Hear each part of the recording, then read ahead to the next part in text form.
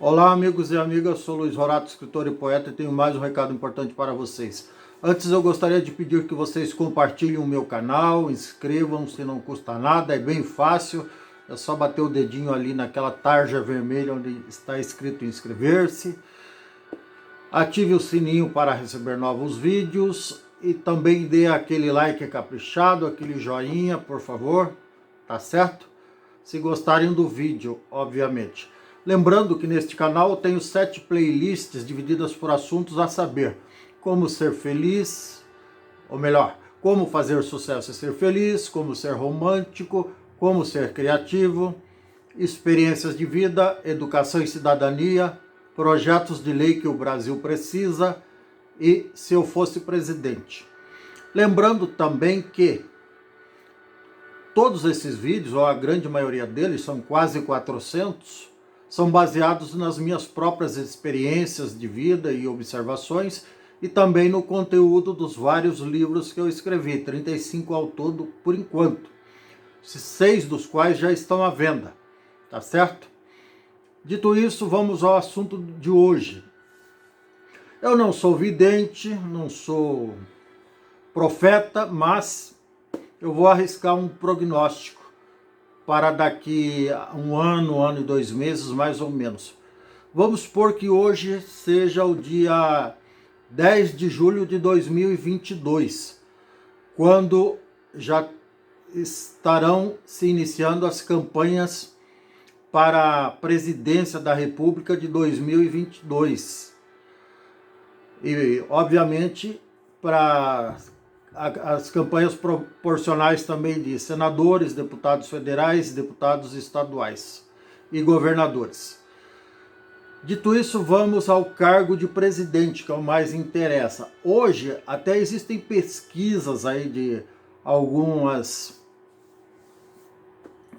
entidades, da Datafolha, do próprio Ibope, entre Lula e Bolsonaro. Eu acho uma perda de tempo, um desgaste desnecessário tudo isso.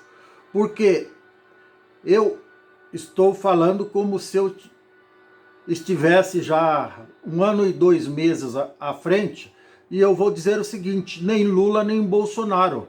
Esses dois não serão candidatos. Pode escrever que eu assino embaixo. Esses dois não serão candidatos, porque eu confio nas instituições brasileiras, são instituições sólidas, são morosas na apuração dos seus resultados, no desempenho do seu trabalho, muitas vezes, mas elas estarão presentes no momento certo e impedirão que Lula e Bolsonaro se candidatem em 2022 por motivos óbvios.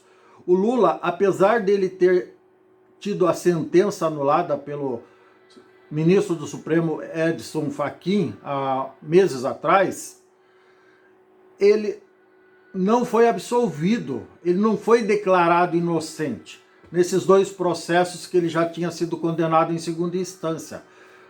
As condenações foram anuladas, mas ele continua em julgamento. E não só nesses 2 processos lá do sítio de Atibaia e também o outro da cobertura lá do Guarujá. Ele é réu em mais 7, 8, 9 processos.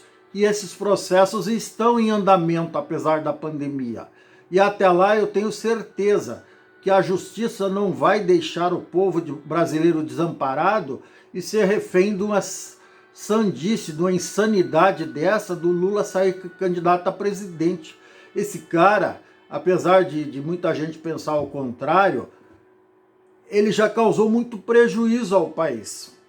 E por que eu digo isso? Eu vou resumir em uma frase. Esse cara, ele se vangloriou da colheita de tudo que o Fernando Henrique plantou.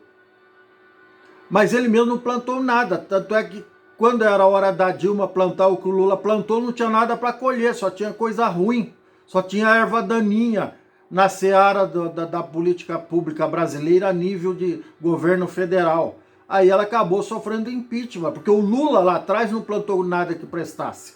Mas ele ficou se vangloriando de tudo que o Fernando Henrique plantou em 8 anos, que ele colheu. E daí os desavisados, os menos entendidos de política acabaram acreditando que foi o Lula que trouxe tantos resultados positivos para o país.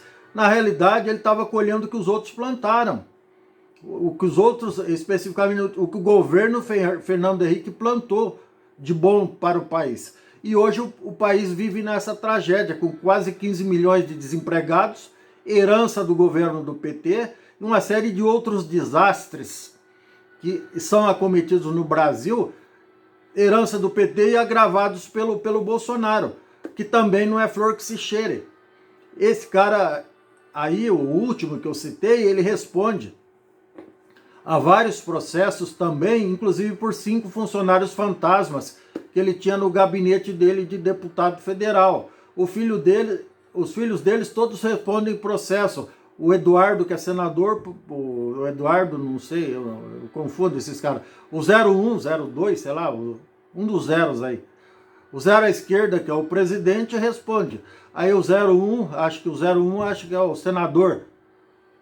Esqueci o primeiro nome do cara, também não vem ao caso.